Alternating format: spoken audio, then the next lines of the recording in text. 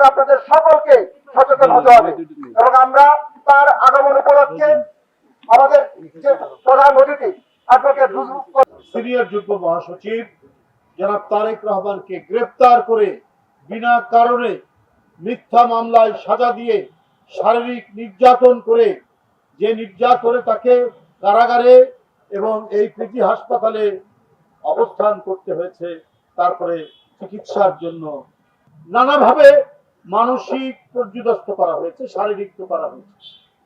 এত যন্ত্রণা ভোগ করে 17 বছর নিজের পরিবারের সাথে বিচ্ছিন্ন থাকতে হয়েছে। মায়ের সাথে দেখা হয়নি। তার আপন ছোট ভাইটি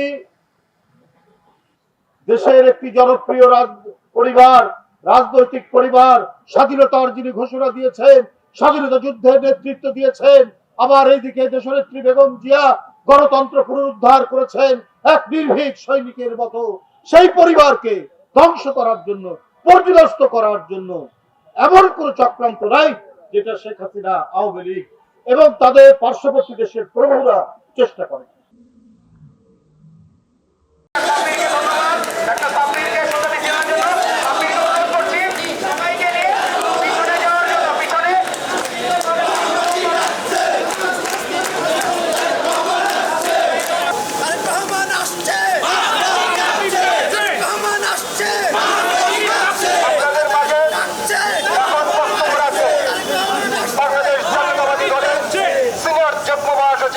অ্যাডভোকেট রুহুল কবির রিজভী